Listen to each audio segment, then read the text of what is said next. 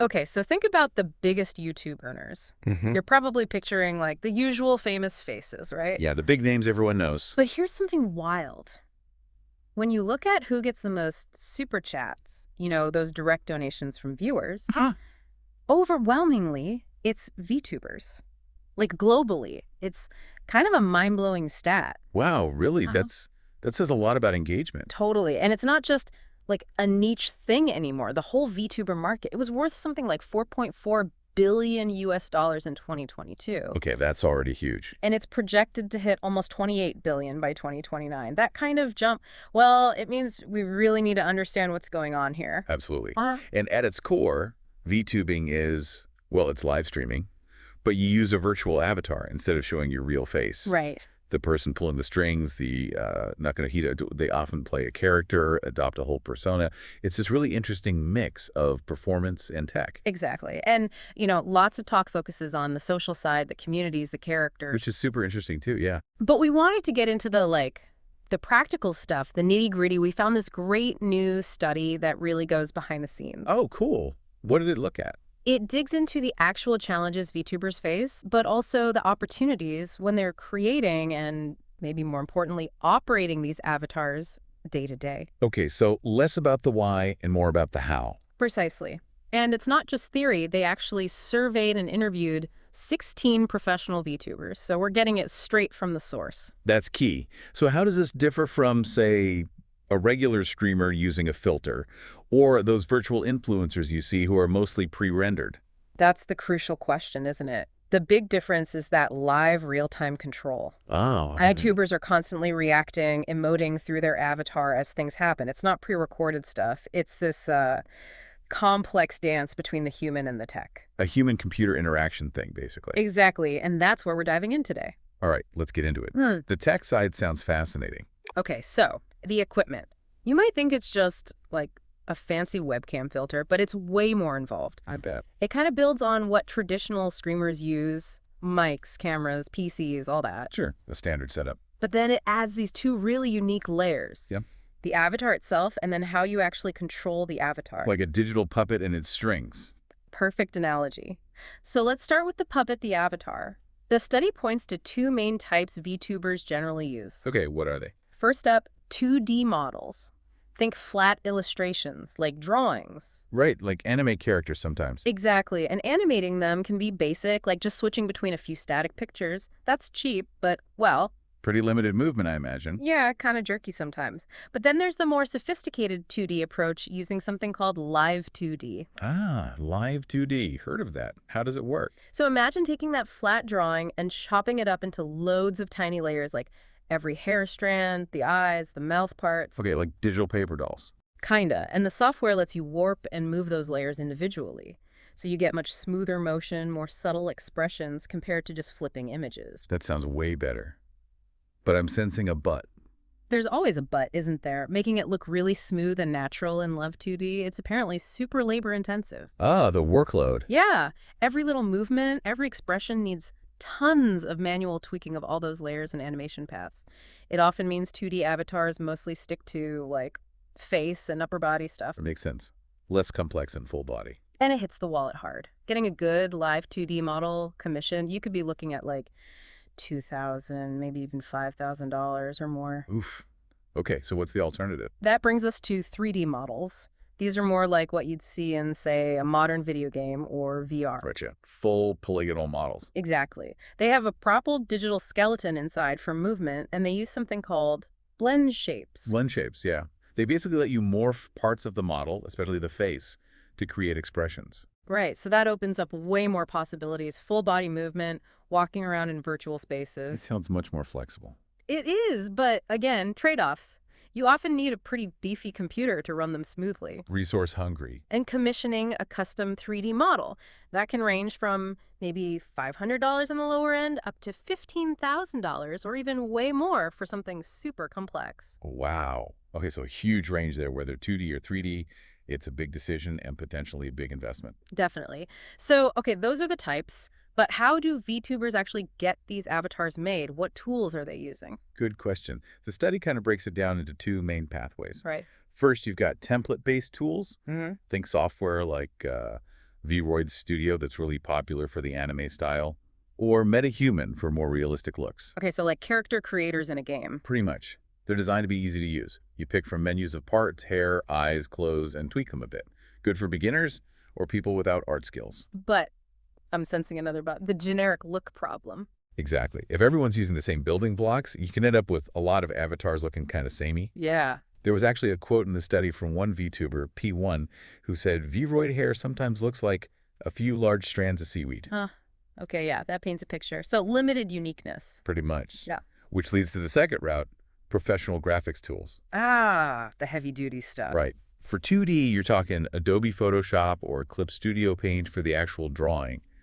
Then Live 2D Cubism to do that complex layer animation we talked about. Okay. For 3D, Blender is a huge one for modeling, sculpting, rigging, maybe Photoshop again for textures. These give you like total creative freedom. But you need the skills, right? Steep learning curve. Oh yeah. These aren't pick up and play tools. You need proper expertise to make something high quality and unique from scratch. Okay, so you've got your avatar, 2D or 3D, template or custom. Now, the other big piece, avatar control. How do they actually drive this thing in real time? This is where it gets really interesting and, yeah, pretty complex. It's all about capturing the VTuber's own movements, face, body, hands, and mapping that onto the avatar. Using special gear and software. Exactly. A whole range of stuff, actually. The study goes into quite a bit of detail. Let's start simple. Macro keys, like on a Stream Deck. How do they use those? Yeah, just like regular streamers use them for scene switching or sound effects, VTubers use them to trigger preset animations. Ah, like a quick wave or a surprised face. Precisely. Bang, hit a key, the avatar does the thing, instant reactions. Then you've also got standard RGB webcams, which can do some basic overall body tracking, but it's not super precise. Okay, so macros for specific things, webcams for general movement.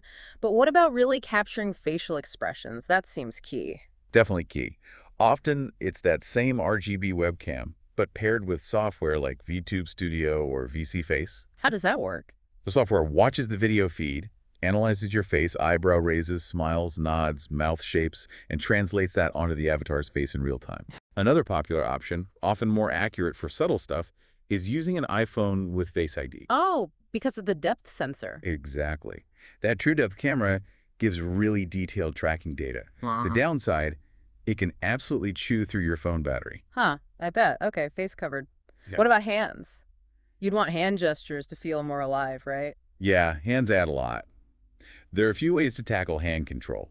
Some VR controllers, like the Valve Index ones, can track basic finger grips. Basic, though. Yeah, not super detailed finger wiggles. Then you've got RGBD cameras. The D is for depth, like a Leap motion sensor. Ah, I've seen those. They just sit on the desk. Right. No wearables needed, which is nice. They map your hand positions using depth info. But they have limits. P1 in the study mentioned the tracking range isn't huge. So you have to keep your hands in a specific zone. Pretty much. And they can struggle with fast movements, or if your hands get blocked from the camera's view. Okay, so not perfect. What's the top-tier solution for hands, then? That would be data gloves. Like the ones from Manus using Xsense tech. They have sensors right in the glove. So super accurate finger tracking. Highest fidelity, yeah. But, and it's a big but, they are really expensive. And P8 mentioned they can be kind of uncomfortable for long streams. Yeah. So not many VTubers actually use them. Right, cost and comfort barrier. Okay, moving down, full body tracking. How's that typically done? The most common way seems to be using a VR headset, like a Quest or a Vive, plus the handheld controllers. That gets you head and upper body tracking. Okay. For full body, you add extra trackers, usually strapped to your feet, maybe your waist or hips. So like 3 or more extra tracking points. Yeah, often 3. And then at the very high end, you have full motion capture suits. Brands like Xsense again or Perception Neuron. Like they use in movies. Kind of, yeah. They give the most accurate data, but they're super pricey. And apparently they can even be affected by like magnetic fields in your room sometimes. Wow. Okay, so it's a whole ecosystem of hardware. And I guess software ties it all together? Absolutely. You need the software glue. There's dedicated VTubing software, VTube Studio for 2D. VC Face is popular for 3D. They integrate the tracking inputs, manage the avatar, handle macros. The central hub. Exactly. Then you've got social VR platforms like VRChat. Lots of VTubers stream from there using their 3D models, moving with headsets and trackers. Plus, VRChat often has built-in virtual cameras for cool shots. Oh, interesting. And finally, for the super tech-savvy, there are game engines like Unity or Unreal Engine. Whoa, okay. That gives you maximum flexibility. You can use high-end tracking gear, build totally custom environments, do complex stuff like virtual concerts. It's the ultimate sandbox, but needs serious technical skill. Okay, wow. That's a lot of tech.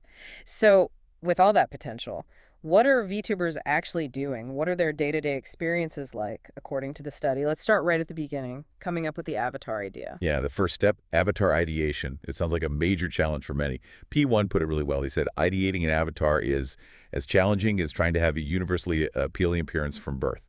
Huh. No pressure then. That's intense. Right, there's this huge pressure to create something that clicks with people, but also feels right for you.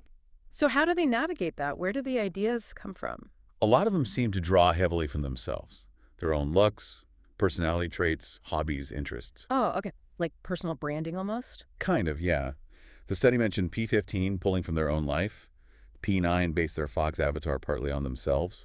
P11 came up with a cat bartender concept linked to their own experiences. So making it personal helps ground it. Exactly. And that alignment between the virtual you and the real you, it seems super important for like their own well-being and just being able to keep doing it long term. Burnout is real, I guess. Totally. The study has some tough stories. P3 and P7 talked about how stressful it was trying to maintain a persona that just didn't match who they really were. P13 really hammered home that finding an avatar that feels like you is crucial. Like wearing an uncomfortable costume all day, every day. Mm. P7 actually said it was mentally draining. Yeah, that sums it up perfectly. It's just not sustainable if it feels fake. Makes total sense. And the study mentioned something I hadn't thought much about. Matching the avatar's look to the VTuber's actual voice. Oh yeah, that's a big one. Apparently a big mismatch, like a really cutesy, young-looking avatar, but with a very deep, mature voice, can be kind of jarring for viewers. Creates a disconnect. Exactly. So many VTubers intentionally design their avatars to fit their natural voice. P5, for example, chose a schoolgirl avatar because they felt their voice just suited that image best. That's smart planning, but then there's the physical act of using that voice, right? Especially for long streams. Yeah, that's another layer. Yep. P6 shared their experience trying to pitch their voice higher initially to match their avatar better. How did that go? Exhausting. Especially during those marathon 8, 10, even 15-hour streams. They just couldn't keep it up physically and had to switch back to speaking more naturally and comfortably. You got to prioritize sustainability. And do avatars change much over time? Sometimes. P10 mentioned having like 5 different avatar versions over their career, but others, especially role players like P1 and P3, really stressed sticking with one consistent identity from the start to build that connection with the audience. Okay, so ideation is done. They have a concept. Now, actually making the avatar, it sounds like most VTubers aren't pro artists themselves. Yeah, that's usually the case. Some might try those template tools like VRoid Studio at first. Right, the seaweed hair issue. Exactly. The customization limits often push them towards hiring professional artists to get something truly unique and polished. Where do they find these artists? Mostly online. Social media like X, freelance sites like Fiverr. They look for artists whose style fits their vision. And they give the artist references. Oh yeah, lots of visual references, game characters, anime, Pinterest boards. P5 apparently gave super detailed explanations, even about the vibe of the reference characters. Others, like P1, might have simpler requests, like shark features. Okay, so they commission the art, Right. but then comes the money talk, right? Quality versus budget. Always. Getting a top-tier avatar made isn't cheap, so they have to make choices. What do they usually prioritize? A lot seem to focus the budget on the initial visual appeal, the main illustration or model. P16 argued that if the art doesn't grab people from the thumbnail or promo stuff, it's hard to get viewers in the door. First impressions matter. Definitely. But there's a warning in the study, too. Don't skimp too much on the rigging how it moves. Why is that? P8 pointed out things like a really awkward robotic jaw movement can be super distracting and pull viewers out of the experience. Ah, the uncanny valley effect. Sort of. So a common tactic is to spend more on rigging the visible parts, well, face, upper body, and maybe less on bits that aren't seen as much. Smart budgeting. And the study mentioned kit bashing. What's that about? Okay, kit bashing is this really interesting, often cost-effective approach, mostly for 3D. How does it work? You basically buy pre-made 3D models or parts like heads, bodies, clothes from online stores like Booth. Then you mix, match, and modify those parts to create your own unique avatar. So like a building with digital Legos. Kinda, yeah. P8 called it making a chimera. It can give you a higher quality starting point than templates, often for less money than a fully custom model. But doesn't everyone end up looking similar if they use the same parts? That's the catch. Yeah. So to stand out, VTubers doing kit bashing often have to do significant facial surgery, as the study puts it. Modifying the face heavily. Exactly. Changing expressions, tweaking features to make it look unique. P7 and P10 both said this was pretty necessary. Sounds tricky. Any other downsides to kit bashing? Yeah, finding parts that actually work together technically can be hard. P7 mentioned that. Hmm. And P3 found that even after modifying things, they weren't always happy with the final rigging and how it moved. So it's not foolproof. Okay, so the avatar is created. Now, setting it up for the stream, the avatar setup, how does that usually look? It varies a bit depending on the model type and what they're doing. But the most common setup seems to be the upper body view. Just showing the top half. Yeah. Pretty much all the pros in the study use this, especially for chatting streams or overlaying on gameplay. You see the avatar from the waist or chest up. And they use the dedicated software and face hand tracking for that part. Exactly. VTube Studio, VC Face, with camera tracking, maybe some hand input if they have it set up. Which brings us neatly to controlling the avatar during the stream. Real-time avatar control. Let's talk face control first. Okay, so we mentioned those macro keys for triggering expressions, like bam, happy face. Right. Seems easy enough. Well, yes and no. Trying to play a game, read chat, talk, and remember to hit the right expression key at the right time, it takes serious practice. Multitasking overload. Totally. P4 compared it to idols practicing synchronized moves. And P1 said it's really hard during intense gaming when your hands are busy. So what's the alternative? Automatic triggering. Yeah, where the software watches your actual face via camera and tries to mirror your expressions automatically on the avatar. Does that work well? P15 found it way more convenient and natural feeling. But it has its own issues. Setting the sensitivity is tricky. Too low, it misses subtle things. Too high, every tiny twitch triggers something weird. The calibration nightmare. Pretty much. And P1 brought up a really important point about how different facial structures, like across different races, can sometimes mess with the tracking accuracy. The tech isn't perfect there yet. That's a really key consideration for development. Okay, what about hands during the stream? Lots of VTubers want more hand animation. P5 and P16 said it makes the avatar feel much more alive. P4 even saw a comedy potential. But you said it's mostly used in full body setups. Why not upper body? Well, for 2D models, adding separate hand rigging costs extra, as P2 pointed out. And for 3D upper body, P5 explained that actually getting hand tracking data from, say, Elite Motion to work smoothly with the avatar software can be surprisingly complex and fiddly. The tools don't always play nice together. Software integration issues and the hardware limits we talked about. Yeah, those too.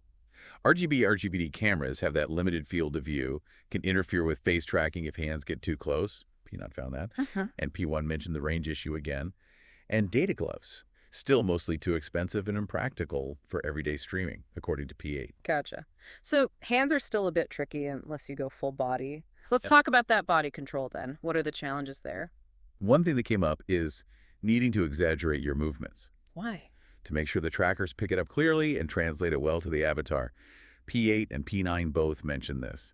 It's not always just natural movement. You have to be more deliberate, maybe bigger. Sounds tiring. It really can be.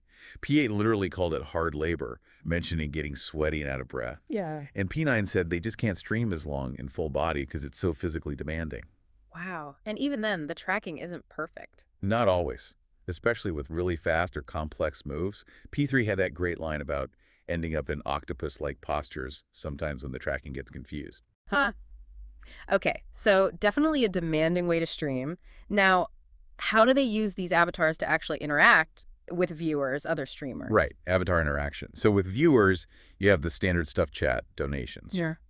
But VTubers have unique avatar-specific things too, like software that lets viewers throw virtual items at the avatar via donations. Seriously, like digital plushies. Yeah. P3 talked about how it leads to silly situations and gets funny reactions from the avatar. Some VTubers also let viewers trigger clothes changes or even do things like virtual head pats. That sounds really engaging. P9 said that stuff had a positive impact. Yeah, they felt it really boosted engagement and that sense of connection. Cool. What about engaging after the stream? Do they make avatar content then? It's interesting. Mostly, they seem to stick to text for things like Twitter updates Why not use the avatar? because firing up all the software, the tracking, maybe rendering something out. P2 basically said it feels like extra work, almost easier to just go live again. It's cumbersome. Even though they know fans like seeing the avatar, as P9 mentioned. Yeah, it's a trade-off between effort and fan appreciation. And collaborations. How do avatars fit in when VTubers team up? When VTubers collab with other VTubers, you see cool stuff like avatar swaps or hanging out together in virtual spaces. Fun. But what about with regular, real-person streamers? That's often different. The VTuber might just show a static picture of their avatar and use their voice. Why not the moving avatar? It's hard to make it look natural together. P1 and P16 mentioned technical challenges with compositing, patching backgrounds, lighting. The two visual styles can clash quite badly. Yeah, I can see that. It'd look weird. What about interacting with the physical world? Can VTubers easily do stuff like, say, unboxing videos or food reviews? That's a big limitation right now. As P16 said, if they eat a real burger, the avatar doesn't show it. So doing typical lifestyle content is tricky. Right, you lose that visual connection. Some use a hand cam, a separate camera, just showing their real hands doing things. Oh, I've seen that. But that brings privacy risks. P8 worried about accidentally showing their face in reflections. PLM mentioned revealing identifying tattoos. And P7 pointed out some fandoms have strict rules against showing any part of the real person. Wow, okay. So navigating that real virtual boundary is complex. We've covered a ton of challenges. Did this study suggest ways things could get better? Any design opportunities? Oh yeah, definitely. The researchers highlighted quite a few interesting possibilities, grouping them into better ways to ideate and create avatars, making control more effortless and performances livelier, and helping interaction across different boundaries. Okay, give us a couple of highlights. What sounded really cool? Well, this idea of an avatar visualization support system using AI sounded pretty neat for that early ideation stage. AI helping design avatars. How? So imagine using something like Jing Collage. Yeah. You feed it your ideas, references, maybe info about your personality, and it suggests visual features, styles, colors. It could help you clarify your vision before you even talk to an artist. That could streamline things massively. What else? How about real-time voice conversion? Changing your voice on the fly? Yeah, but more than just a silly filter. Mm. Tech that lets you design a voice that perfectly matches your avatar's look and persona, maybe even gives suggestions based on the design. And crucially, lets you use that voice without the physical strain P6 talked about. Ooh, that could be huge for role players and comfort. One more. Okay, thinking about interaction. Maybe a VTuber specialized live streaming platform. Like Twitch or YouTube, but built just for VTubers, what would be different? It could have way more built-in interactive features. Yeah. Maybe viewers with VR headsets could actually enter the VTuber's virtual space in some limited way, or have really granular permissions for interaction, things that are hard to hack onto existing platforms. Whoa, okay. That feels like the next level of presence. These ideas seem targeted right at the problems we discussed. Exactly. They're all trying to address those core issues. The tools being all over the place, the multitasking burden, the technical hurdles in setup and control, that tricky balance of virtual and real identity, and the difficulty interacting beyond the screen. So wrapping things up, it's clear VTubing is way, way more complex than just being an anime character online. Absolutely. It's this incredible mix of tech skill, performance art, and deep identity work. The level of effort and creativity involved is seriously impressive. Yeah, it really makes you appreciate what goes into it. It's not just a digital mask. Not at all. It really challenges how we think about online presence and performance. And it leaves you wondering, right? With AI and VR tech moving so fast, how much more blurred will that line between a VTuber and a real streamer become? That's the big question. Will we see totally new kinds of digital identities emerge? New forms of entertainment we can't even imagine yet. Maybe some of those design ideas we just talked about will actually happen and push things in wild new directions. It's definitely something to keep watching. For sure. The future of virtual presence is being written right now, in many ways.